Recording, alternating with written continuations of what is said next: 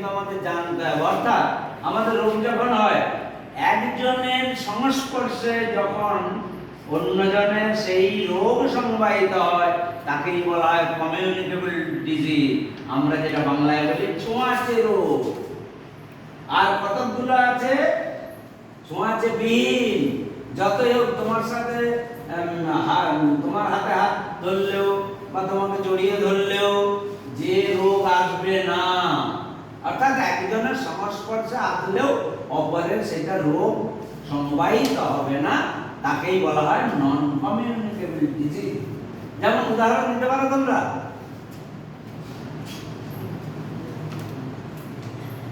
Communicable disease কি? সবার আগে যেটা আমরা জানি, এই মশারির ভেতরে থাক, ওর কাছে যাবি না, ওর খোসা উঠছে এখন, ধরে নেবে। কি? আরে পক্স, তাই না? তাকে আলাদা করে রাখা হয়। আচ্ছা, তারপরে তো ডায়রিয়া, ম্যালেরিয়া। আবার কিছু আছে যেগুলো সাপোজ তোর পেটের রোগ বা শরীরের ভেতরের রোগ, মাথার রোগ, এগুলো কিন্তু ছোঁয়াচে নয়, তাই না? আবার এই চোখ আমরা যেটা বলি জয় বাংলা হয়েছে, কনজাংটিভাইটিস, কাছাকাছি তার ওই সংস্পর্শে গেলে তার হওয়ার চান্স বেশি, এটা ছোঁয়াচে। তাহলে এইগুলো আমাদের এইভাবে করতে হবে, জানতে হবে। এগুলো তোরা নিজেরা সবই জানিস।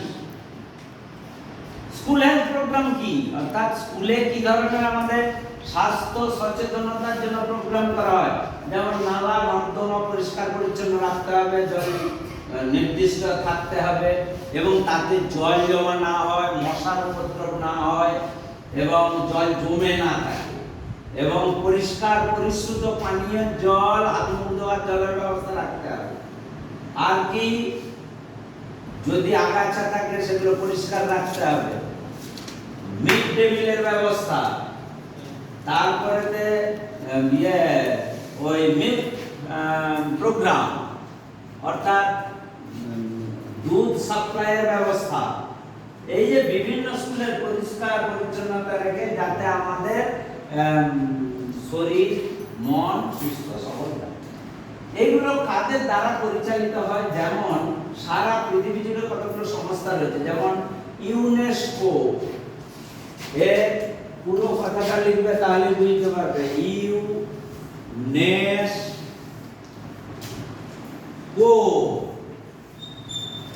তারপর ইউনিসেফ,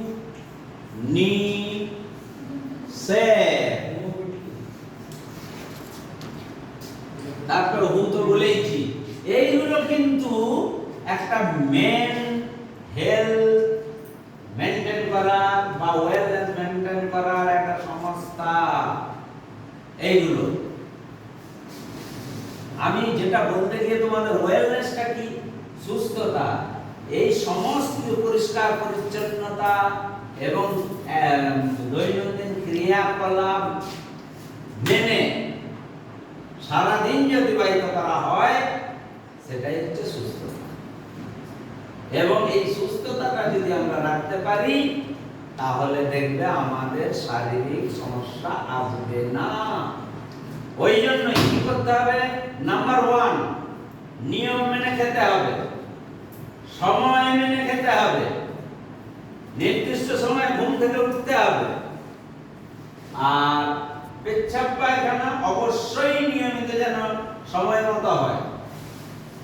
তার জন্য বেশি পরিমাণে জল খেতে হবে, সুষম খাদ্য খেতে হবে, আর শারীরিক ক্রিয়াকলাপ করতে হবে, বিভিন্ন ক্রিয়া। তাহলে নির্দিষ্ট সময় ঘুমাতে হবে, নির্দিষ্ট পরিমাণ 7 থেকে 8 ঘন্টা ঘুম রাত্রেবেলা। তাহলেই দেখবে সুস্থতা শরীরের মধ্যে আসবেই, মনেরও সুস্থতা আসবে। তাহলে তোমরা সমস্ত কাজ অক্লেশে সঠিকভাবে সম্পন্ন করতে পারবে। বোঝা গেল? কি বলছিস জানতাম? জোরে দাঁড়িয়ে বল। সোজা হয়, সোজা। সুষম খাদ্য মানে যে খাদ্যের মধ্যে carbohydrate, protein, fat, vitamin, mineral, water, এই 6টা সাবস্ট্যান্স, 6টা সাবস্ট্যান্স নির্দিষ্ট অনুপাতে বর্তমান থাকে, সেই খাদ্যকে বলা হয় সুষম খাদ্য। যেমন দুধ একটা সুষম খাদ্য, আর এটাকে মিক্স করে খেতে হয় কার্বোহাইড্রেটের পরিমাণ, প্রোটিনের পরিমাণ এবং ফ্যাটের পরিমাণ। এই তিনটা হচ্ছে শক্তি প্রদায়নকারী কম্পোনেন্ট বা উপাদান খাদ্যে। আর বাকি ভিটামিন দেহ প্রতিরক্ষা করার, রোগ প্রতিহত করার উপাদান। মিনারেলস আমাদের শরীরের জলীয় অবস্থা আয়োনাইজেশন করতে সাহায্য করে। আর জল আমাদের শরীরের পুরো ভারসাম্য এবং শরীরের সমস্ত ক্রিয়াকলাপের জন্য প্রয়োজন। কারণ আমাদের শরীরের কোষের প্রোটোপ্লাজমে 98% জল। তাহলে শরীরে যদি জলের অভাব ঘটে তাহলে সমস্ত রোগ আস্তে আস্তে জানা। ওই জন্য জল বেশি করে পরিষ্কার খেতে হবে। আর এর একটা প্রধান মাপকাঠি দেখবে, যখন তোমরা ইউরিনেশনে যাবে, পেচ্ছাপ করবে, দেখবে যদি দুর্গন্ধ আসে, যদি মোটা থিকনেস হয়ে যায়, বা খুব বেশি একবারে যখন হয়ে যায় শর্ট, তখন দেখবে ইয়েলোইশ কালার হয়ে যাবে, যেটা লিভার জন্ডিসের ক্ষেত্রে স্বাভাবিক অবস্থায় হয়, লিভারের রোগ। কিন্তু স্বাভাবিক অবস্থায় যদি হয় তাহলে জানবে শিওর জলের মধ্যে জল শর্ট করছে, এবং এর ফলে যে কোনো রোগ যখন খুশি হতে পারে। এটা মাথায় রাখবে। তাই জন্য আমাদের কমপক্ষে 3 থেকে 4 লিটার জল সারাদিনে অতি অবশ্যই গ্রহণ করতে হবে প্রত্যেক। আর যারা বেশি খেলাধুলো করবে তাদের তো 5 থেকে 6 লিটার লেগে যাবে, কেন ঘামে বেরোবে, পরিশ্রমে বেরোবে, তাই না? অতএব এই জলটা আমাদের ভীষণ শরীরের ভারসাম্য রক্ষা করার ক্ষেত্রে এবং ত্বক সুস্থ রাখতে প্রয়োজন। যেমন ভিটামিন সি কিসে আছে? কিসে আছে ভিটামিন সি? কোথায়, কোন খাদ্যে পাওয়া যায়? হ্যাঁ হ্যাঁ, মানে টক জাতীয় ফল, মেনলি লেবু, পাতি লেবু, কমলা লেবু, ওই বল মোসাম্বি, কাঁচা লঙ্কা, আমলকি, টমেটো, এই সব এগুলোতে পাওয়া যায়। এগুলো প্রত্যেক দিন কম বেশি খাবে, দেখবে দাঁত, দাঁতের মাড়ি এবং ত্বক, আর তার সাথে ডাইজেশন, হজম আরো কোনোদিন হবে না। বোঝা গেছে? অর্থাৎ এইগুলো নিজেরা এই ধরনের খাবার। আম এখন যথেষ্ট পরিমাণে, দেখবে দৃষ্টিশক্তি ঠিক রাখবে, বাড়াতে সাহায্য করবে। ভিটামিন বি12 শরীরের বৃদ্ধি এবং সমস্ত কিছু ক্ষয়পূরণ মেনটেন করবে। ওই জন্য ডাক্তার বলবে কিছু হলে দেবে ভিটামিন বি12, বি কমপ্লেক্স দিচ্ছে ওষুধ। যাক, এইভাবে সমস্ত। এবং তাহলে কোন ভিটামিন কিসের জন্য দায়ী, কোন খাবার থেকে পাওয়া যায়, সেইগুলো জেনে নিয়ে নিজেদের মেনটেন করতে।